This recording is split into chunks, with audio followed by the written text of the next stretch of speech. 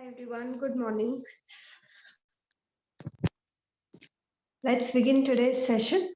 Okay, so sit up straight wherever you are. Sit comfortably, keeping the back and neck straight. And gently close your eyes.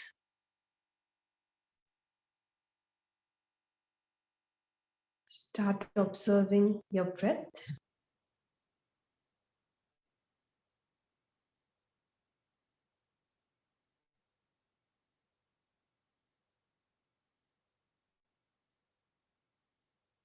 Just watch the natural flow of your breathing as you are inhaling and as you are exhaling.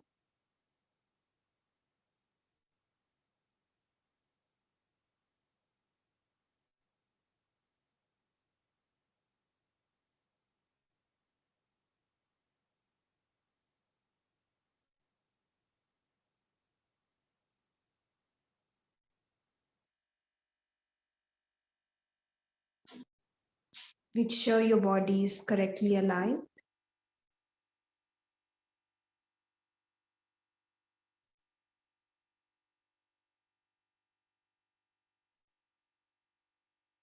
And slowly come back to your breath again.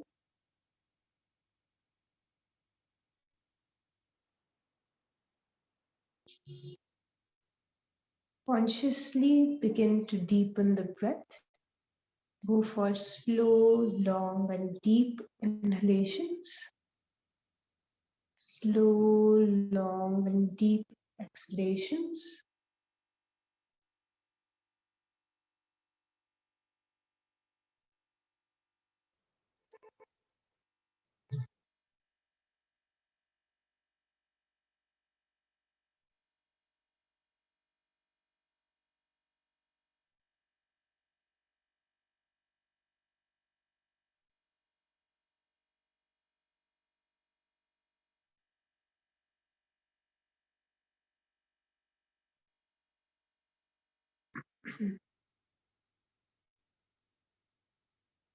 Prepare your mind for Om chanting. We will begin the session by chanting Om 3 times, followed by 3 Shantis. Inhale deeply for Om.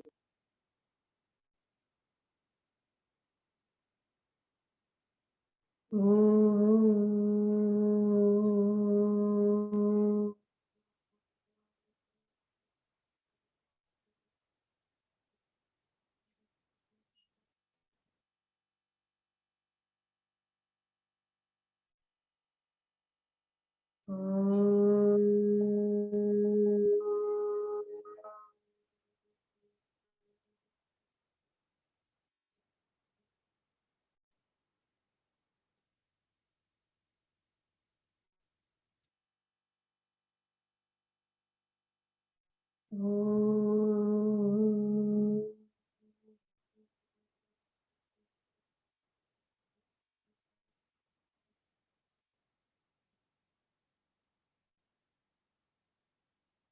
Shanti,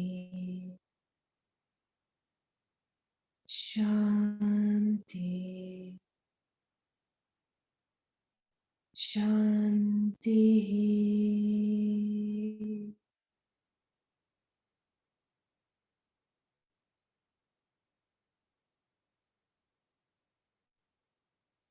Just feel the vibrations.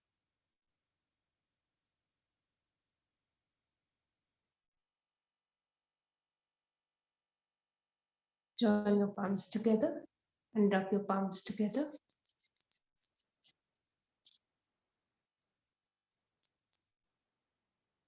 Place them on your eyes.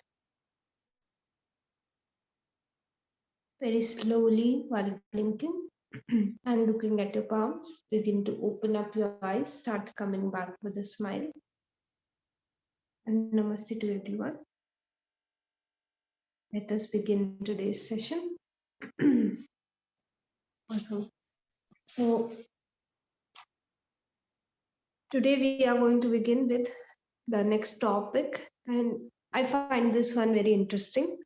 So today we are talking about the next school of yoga, which is Bhakti-Yoga.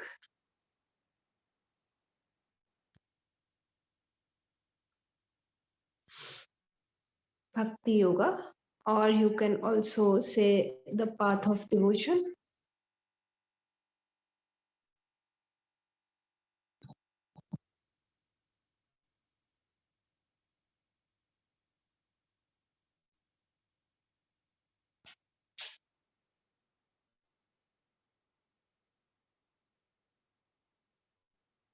So this is also one of those schools which is very easy to follow. And the other two schools that we will discuss, they are slightly, heavy. Okay.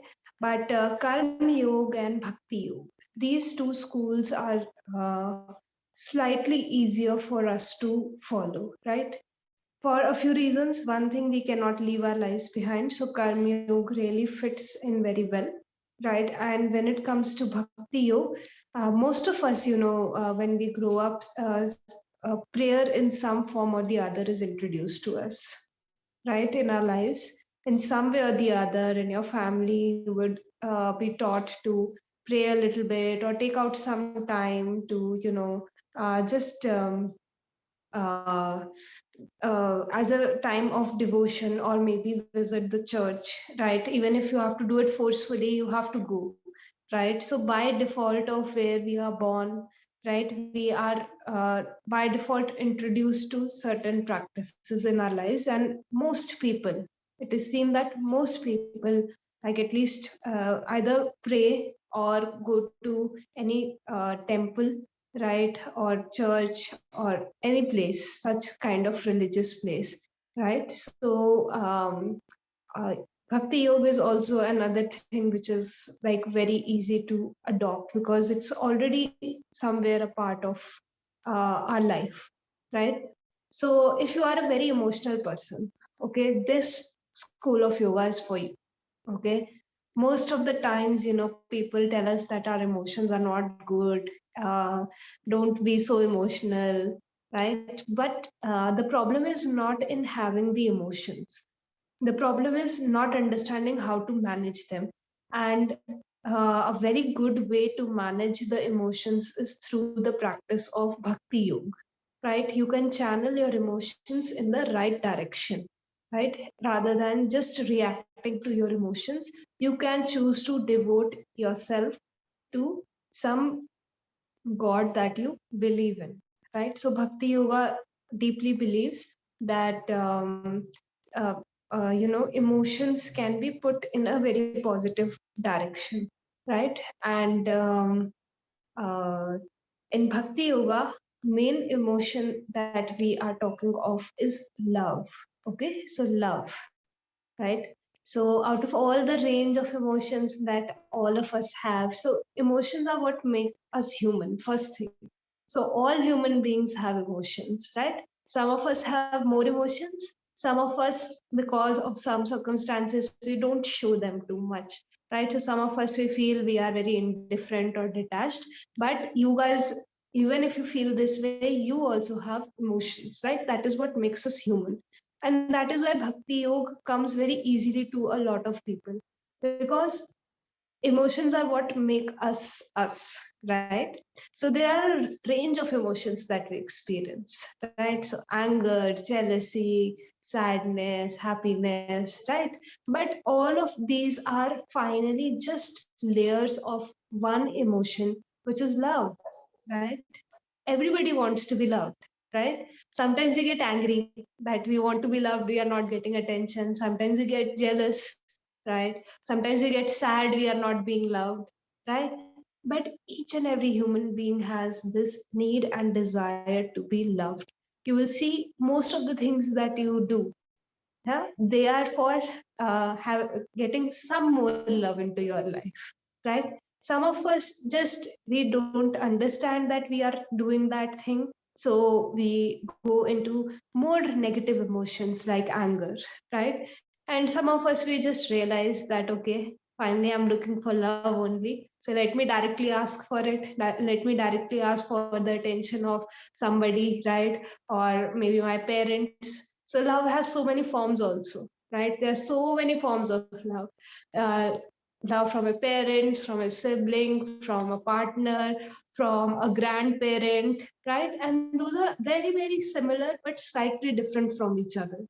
But we all crave for a variety of forms of love, right? So it's not just one kind of love that will satisfy you, right? You will look for, we should have love from our parents also, then my siblings should also love me, right? Why aren't my grandparents talking to me properly? I need their love also, right? So we also want love in so many forms, but eventually the emotion is very pure, right? It is these impurities which don't allow us to take that love properly, right? It's like milk. So in milk, milk has the quality, right? It has its own quality. But when you mix water, when you mix other chemicals with it, so again milk remains milk, but now it's full of impurities, right? So all of us, when we get angry, when we get sad, there is this underlying purity of the emotion of love, right? But because there is so much mixture, right, so it gets impure, right? So even if we try to, we are unable to, right? Because we are not taught, and we have to work on this cleansing only, right? When we cleanse the mind, the love becomes very pure. Yogi doesn't love one person or just two people or their family.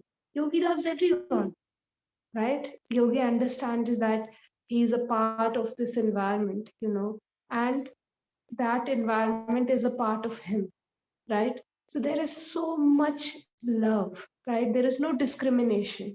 As anybody would go to a yogi, you will, if you read stories of any yogi, all the people who came to them, they treated them with the same amount of love, and they always gave them the same, like depending on their capability, they gave them a solution for their problems. They never said, go away, we will not tell you, right?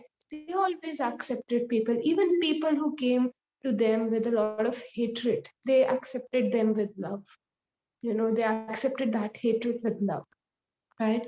And even Osho has talked on this thing, and he has said, all of this anger, this is just the first layer of love, right? So if you guys hate someone, it's just a layer of your love.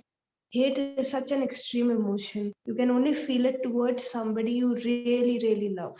Hatred requires so much energy, right? So all of these emotions that you go through, it's only because the underlying emotion is love. But there is a mixture. Right now, for us, there are a lot of impurities in this. Even a scientific study was done on this thing. So, very just newborn kids, some of them were given a lot of love, and then some of them were not given the human touch and love. And those who weren't given the human touch and love, they actually died, So, we all need love, all of us do, right? So the term bhakti, this has been derived from the root word bhaj, bhaj,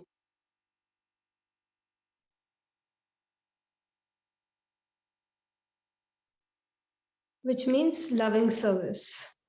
Okay.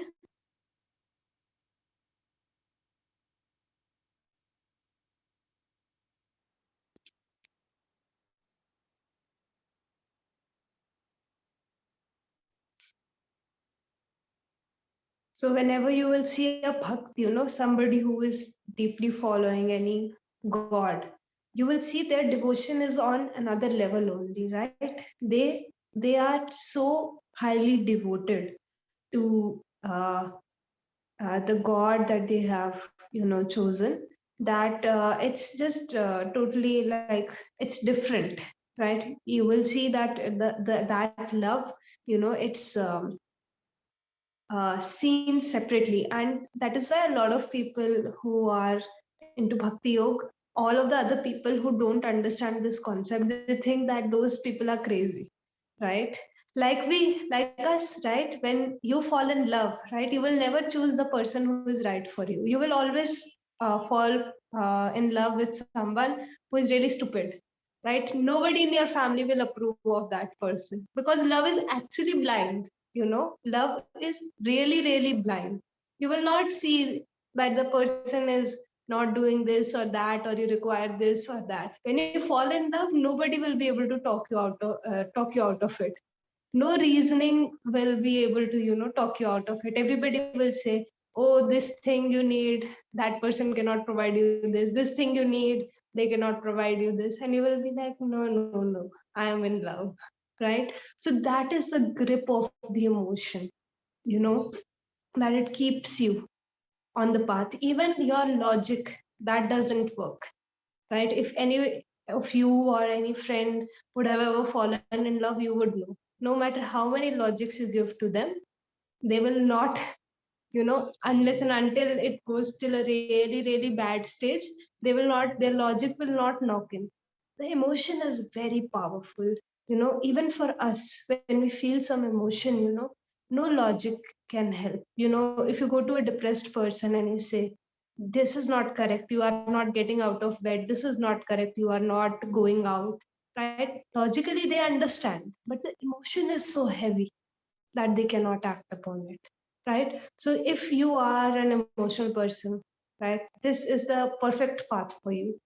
You don't have to see your emotions as a weakness, they are actually your strength, right? Because emotions are the only thing which will even help you to go against your conscious mind. The conscious mind is thinking, no, it's wrong, it's wrong, it's wrong. But emotion gets heavier, right? So in India, you will see a lot of people, go to temples, devote their entire lives to worshipping a god, right? And even if I see, like, I just recently began to understand this whole concept. Earlier, I didn't. So I was a kid who used to question my parents, my grandparents a lot. And my grandmom, she used to like wake up at 3 in the morning, bathe. And by 4, she used to leave the house, and go to the temple, right? And I used to constantly ask her, why are you doing this? Why are you doing this? All of my life I questioned her that what is the reason, what is the logic, right? Because I didn't understand. My mind was very naive, right? But it was her going to the temple that kept all, like, her entire routine was around that, right? And when she came back, she used to like do the mantra meditation. And I used to question her, why are you doing this? Why are you doing this? Right? And I questioned her so much. And she was helpless because she didn't have words to explain. You cannot explain an emotion, right? If I say love, so all of you know what love is, right? Because you have experienced it.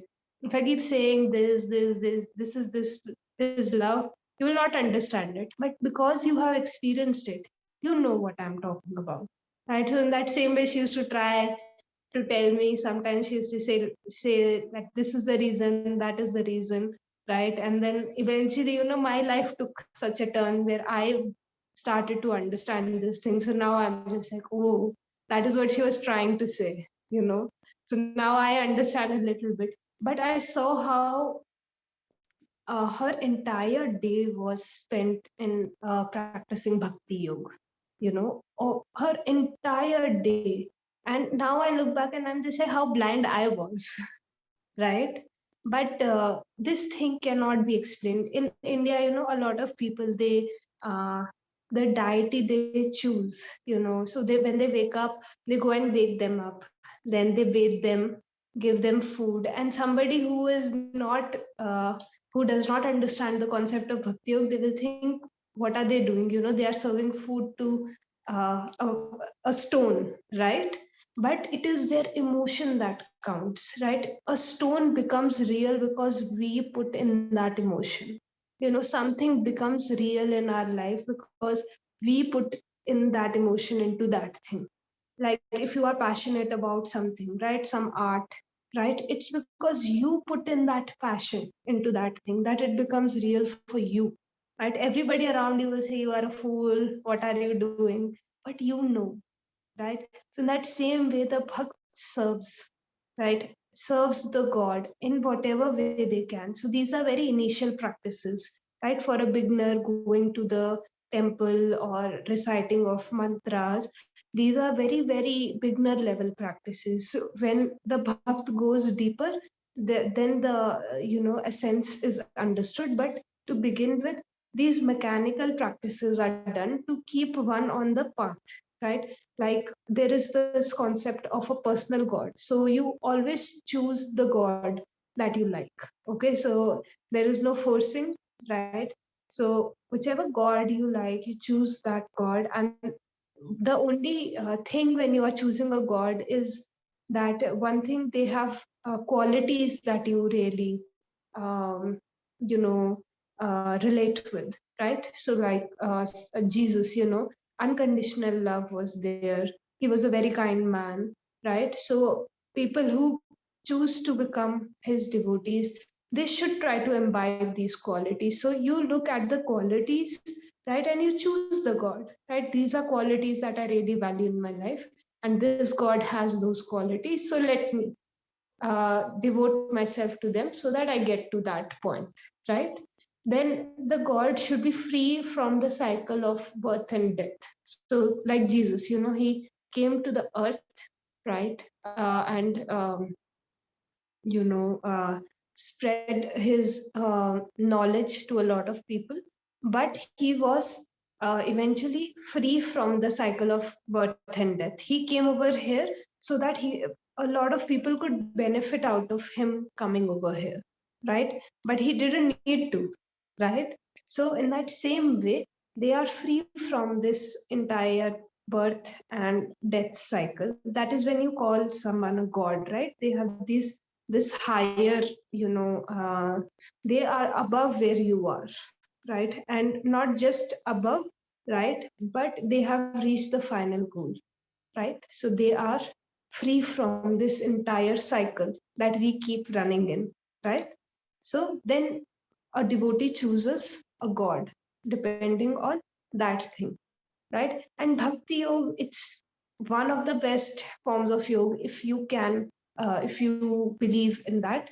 Why? Because the hatha yogi, the all other kinds of yogis, they work towards building the steps, right? They have to reach their destination, right? So they build up the steps. They do asanas, they prepare the body, they do pranayam, they prepare their pranic body, right? So they are building the steps.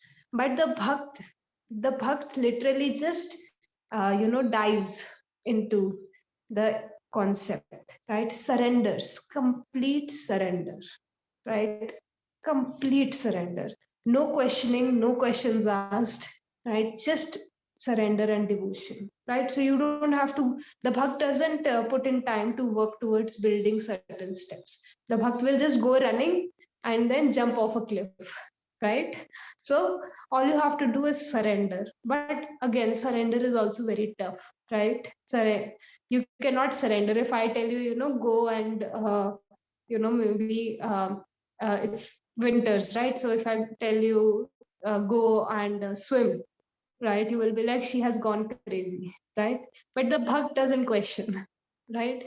The bhakt does not question at all. The bhakt is just told, okay, do this, and you will see. That is why, why people who don't understand this, bhakts are seen as very crazy people, right? Because they just do, they don't question, they have surrendered completely, right? And in bhakti yoga, the concept of god and the bhakt is there. So bhakt is always different from the god, right? They are two separate entities, right? Bhakt is constantly working towards becoming godlike, right? Imbibing those qualities that the god they have chosen has, right?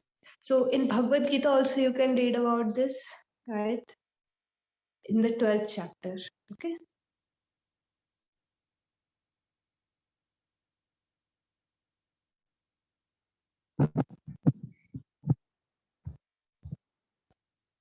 If you like this concept, if you are a very emotional person, you can go ahead, read the 12th chapter directly, where Lord Krishna, by the 12th chapter, I told you 18 chapters are. The 12th chapter means that a lot of conversation has already taken place, and Lord Arjun, he is not convinced, okay, that he has to fight. right? So at that point of time, Lord Krishna, he says that, you surrender everything. You don't think about anything. I'm telling you to fight this war. You just trust my word and surrender everything. And in this chapter, Lord Krishna says that the person who is a devotee, he considers Bhakti Yoga to be the highest form of yoga, right?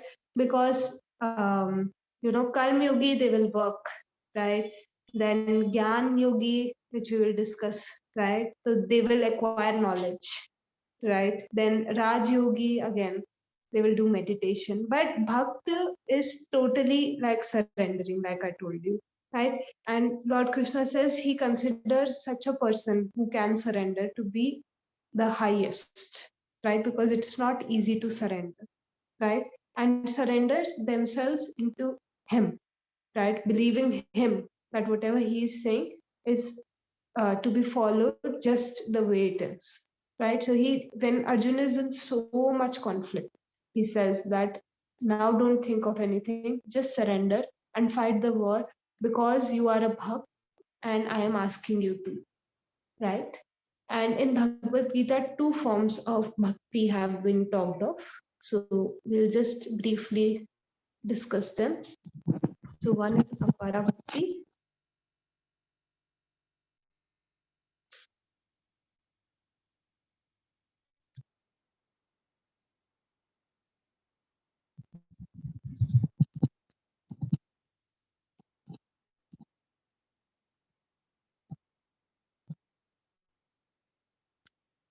And then there is Parabhakti. So Apara is Apara and Para is Para. Para and Apara.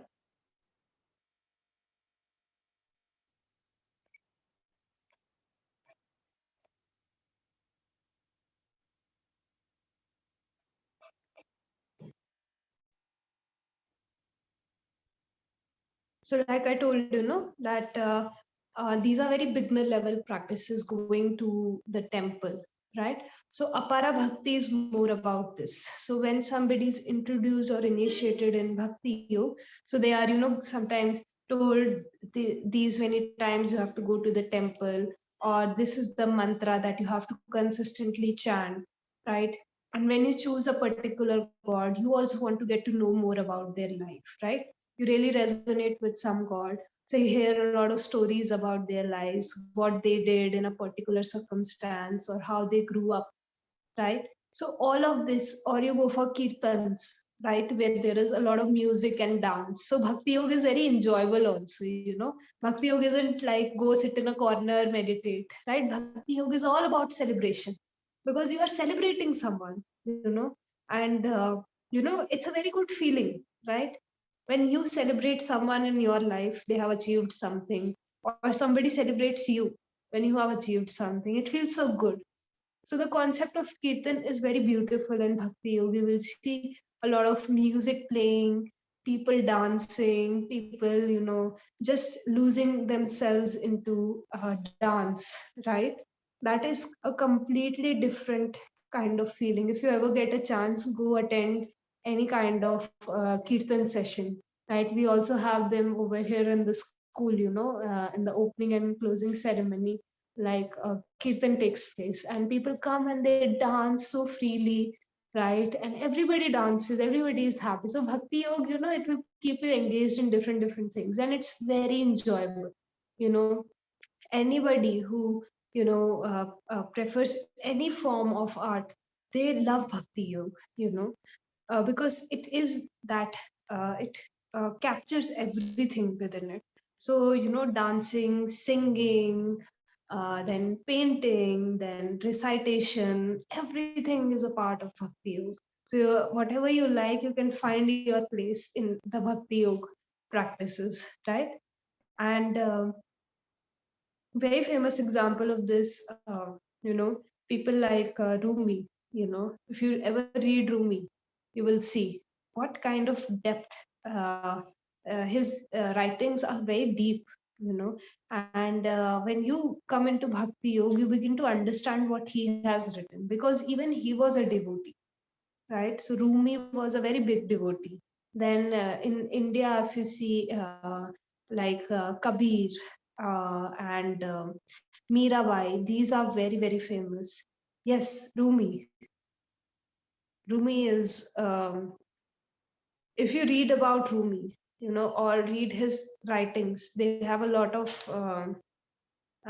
you will find glimpses of Bhakti Yoga in his writing, right? And if you read, so I'm not too sure if you guys will be able to, Kabir and Mirabai, these are very famous examples, of uh, immense devotion, right? Immense devotions. If you are able to, like, I think Kabir and all of these people, they have mostly written in Urdu, or I think Hindi. I don't know the exact language in which they have written, but English, I think closest example I can think of is Rumi. His writings, if you read, they are full. They'll give you a glimpse into the concept of bhakti yoga very closely, right? Um, yeah. So I was talking about the two bhaktis, right? So apara and para bhakti. So apara is the lower form, right? Where somebody who is just introduced to the practice, they get to know more about the God. They get to go into these practices which keep them engaged, and they don't do it once or twice, right? Like I told you, the concept of kirtan. So you will think that, okay, one time it's enjoyable, two times it's enjoyable, but bhakts, regularly participate in this thing, right? So maybe one time in a week they will go, right? So one time, or in like in my house, like it was go to the temple every day, right? So till a particular time, we used to go to the temple every day, right? So going, visiting the temple, chanting of the mantras, all of these things, these are initially introduced, right? So that the bhakt is completely captured, right, in this practice, right? And initially it will seem very mechanical also. So now God you cannot see, right? You choose to devote yourself to someone, you cannot see that person, right? So initially it can seem a little bit mechanical, but as you go deeper into the practice, you will feel those emotions as well, right? You will feel the devotion as you chant, right? You will feel the devotion as you sit in a kirtan or dance, right? In a kirtan, you will feel that thing. So you will have to give it some time for it to move from the mechanical side to more of an emotional side, right? And for some people, in the beginning only they feel. So everybody's journey is different, right? Then from apara bhakti, one transcends into para bhakti naturally. Like from concentration, you come into meditation naturally, right? So you're trying in concentration, and then you naturally come to a point where you are meditating, right? So in that same way, apara bhakti, you are doing all the mechanical practices, right? And then there comes a point where you feel that emotion very deeply. So you go into parabhakti. Parabhakti is the higher form where you begin to see, where the person who is participating in all of these things begins to see God everywhere, in everyone. That doesn't mean you are literally seeing God everywhere, but you recognize that as you are a part of this big energy, everybody around you is. So there is no distinction. Like the unconditional love begins to come, right? That is why the yogi never discriminates, because they realize that everybody they are interacting with is a form of God only, right? But this doesn't come with logic, okay? This comes as you practice. As a yogi goes deeper, this conditional love, becomes purified, more and more purified, and naturally love for everything around them comes in. Like a few days back you guys were telling me about your pets, so before you had pets, maybe you were a little bit reluctant towards animals, then you keep a pet, right? And the pet that you keep, then you see that every dog or every cat, you see them that same way, right? Okay, she will like this thing. Okay, so like I had mice, so when a few wild mice came in my house, I used to give them something to eat. We were just like, okay, they're also, um, animals only. So when you keep your own cat, you start seeing all the other cats like that. When you keep a dog, you start seeing, okay, every dog is acting that way, needs that thing, or when they are doing that little thing, they mean this thing, right? So this kind of love starts to come in the uh, parabhakti stage, where everybody is a part of the higher entity, right? And you do not distinguish. Okay, so the conditionality of the love goes away, right? All the impurities are going away, and this comes very naturally. Okay, you cannot force this. You cannot say, okay, you are a part of the same energy, so we'll treat you the same way. No, it comes with deep practice, deep meditation. Okay, so you transcend into this. Now, depending on what kind of thing got you into bhakti yoga, there are four types of bhakts also, right? So, four types of people who choose to devote themselves, right? So,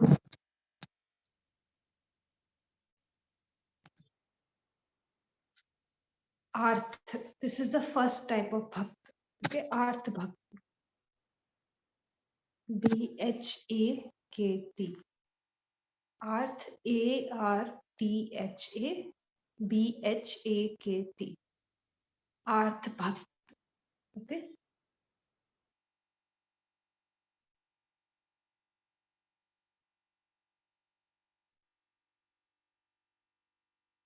Now, everybody doesn't like coming in spirituality. Even Osho has talked of this, suffering. We are generally given some suffering, which acts as a way for us to come into these practices, right? So, in that same way, the Arth Bhakt, somebody who comes into Bhakti Yoga out of suffering, right? When all hope is lost, you find people praying, right? They don't know who they are praying to. But when all the odds go against any situation, right?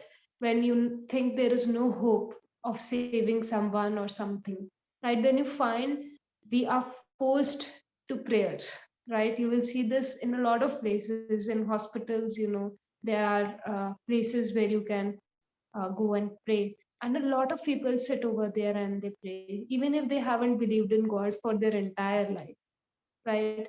They go and they pray, right? Why? Because we are coming to this devotion out of suffering, right? It's when this immense form of suffering comes in, which we cannot understand or control. We go into devotion, right? We go into believing that there is something higher which might save something or someone, right? So this is also a push, by the nature, to go into the practices of bhakti yoga. And a lot of people who go into enter bhakti yoga, so this is just, there are four entry points basically, right? So this is one entry point. When you suffer so much, right, and then you go into devotion, and sometimes even miracles happen, or for some reason or the other your faith doesn't move, right? After that you continue your practices no matter what the result is. So you have entered bhakti yoga basically, but through suffering. Okay, so generally people whose basic needs are not fulfilled, they come in this category. You will see in a lot of small places, they have their own deities, they have their own gods and goddesses, they believe in prayer, in the conduction of a lot of rituals, right?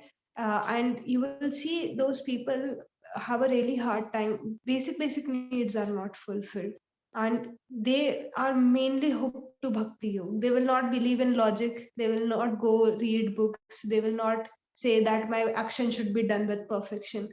For them, basic needs are not being fulfilled, right? So devotion gives them a way out, you can say, right? So this is one entry point, suffering, right? Then the second kind of bhakti, now everything is fulfilled in the life, you have your basic needs, then this thing comes up in the mind that they want a lot of wealth. Okay, so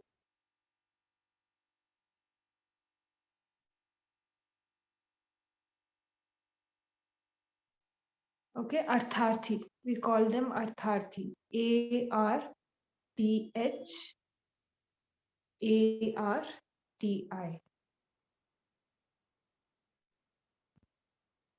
artharthi bhakt.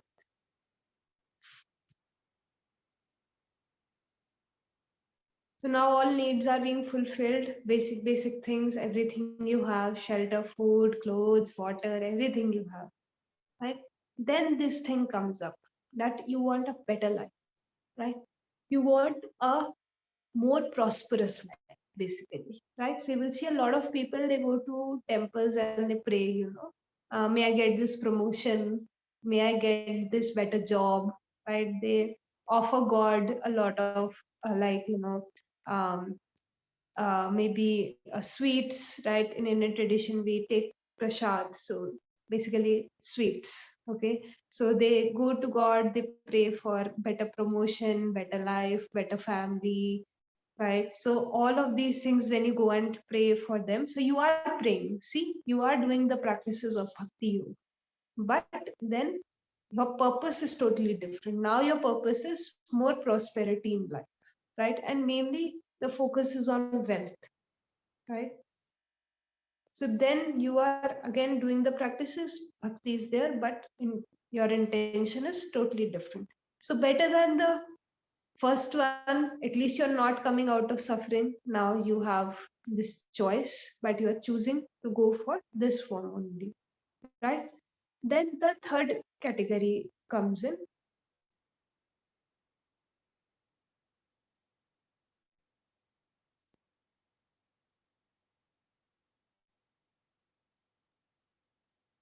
Jigyasu, Jigyansu, Jigyasu Bhakt. Okay.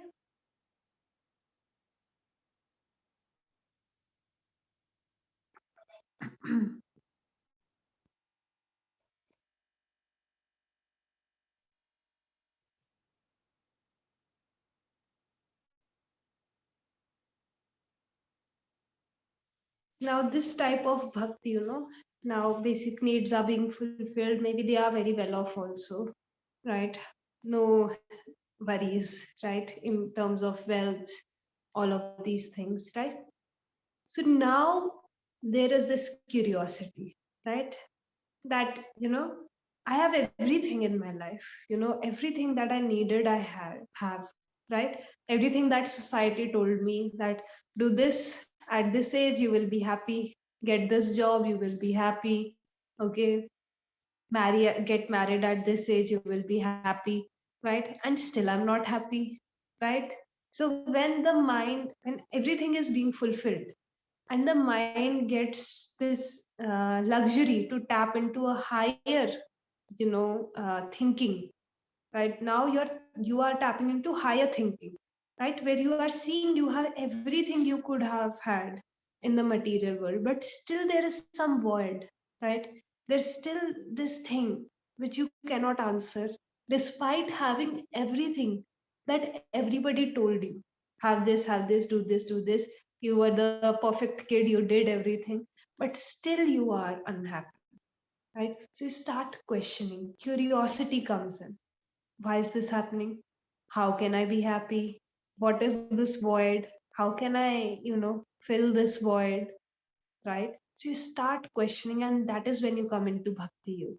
You can go and have alcohol, you can go into partying, right? So all of these things can also happen. A lot of people, most of the people around you will choose to go in that direction only. But then the bhakt goes into, okay, let me read about this God.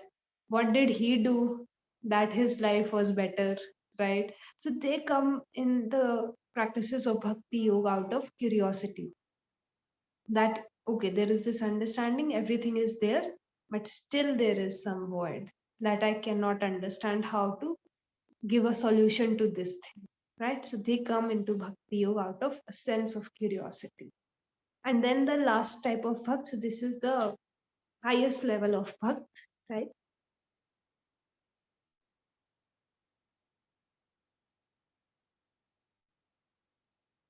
Jnani, Jnani.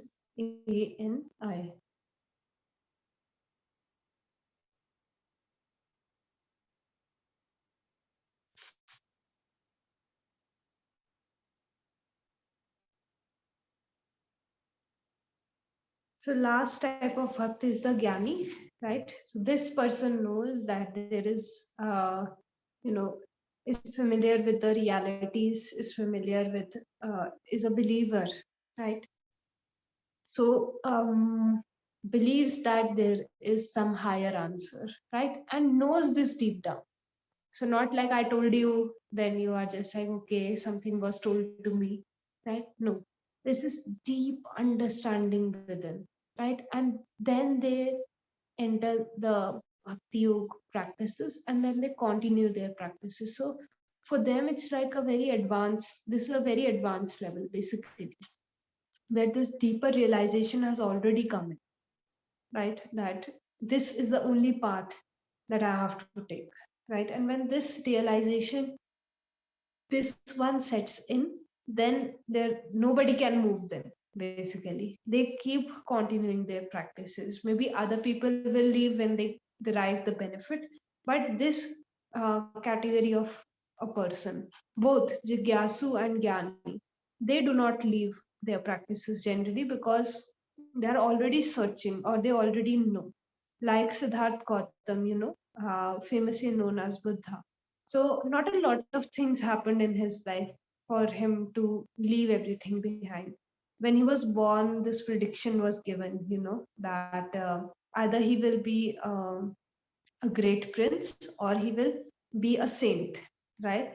So his father, he got very upset. He said that I cannot afford that my son will become a saint. Why? Because he needed a good prince to run the kingdom, right? So he kept Siddharth Gautam throughout his life. He kept him in the palace only, right?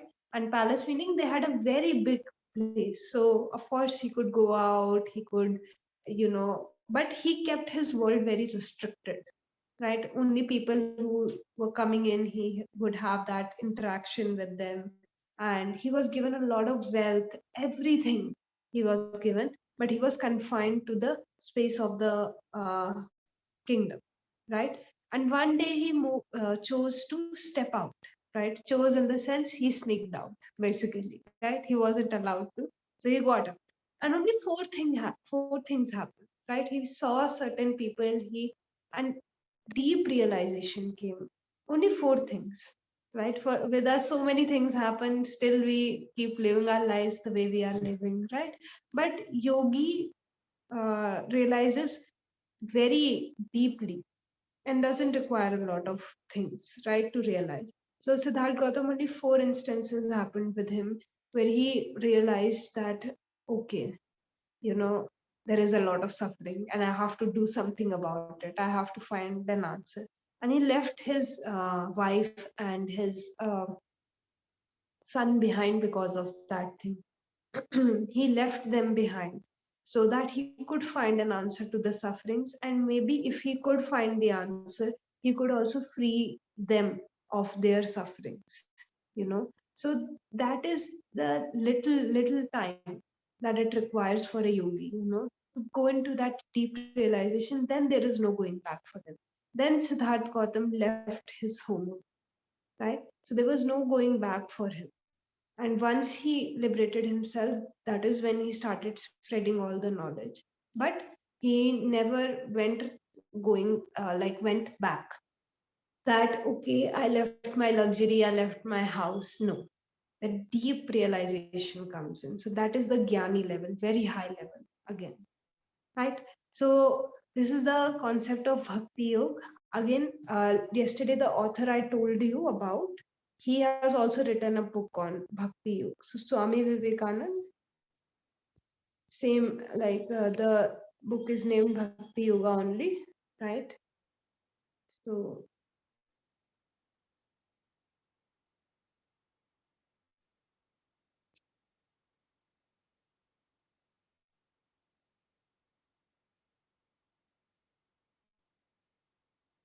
if you like this concept and want to read more about it, then you can either read the 12th chapter of Bhagavad Gita or you can read this book also, Bhakti Yoga by Swami Vivekanand, right?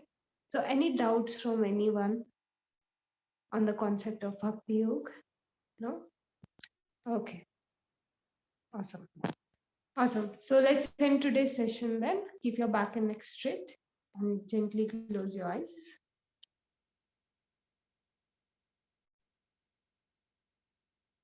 We'll chant Om one time, followed by 3 Shantis.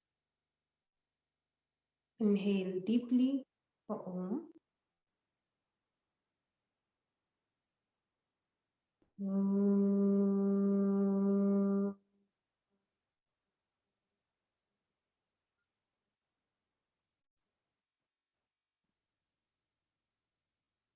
Shanti.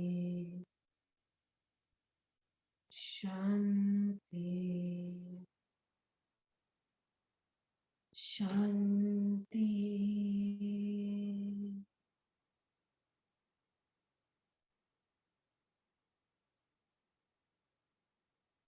Join the palms together and just bow down. Take a few moments to feel gratitude for everything we have. Wrap the palms together.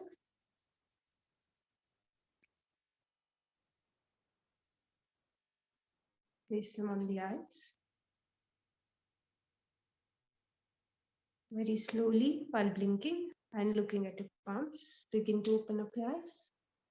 Start coming back with a smile and namaste to everyone. I will see all of you for your pranayam class in the afternoon. Take care and bye-bye.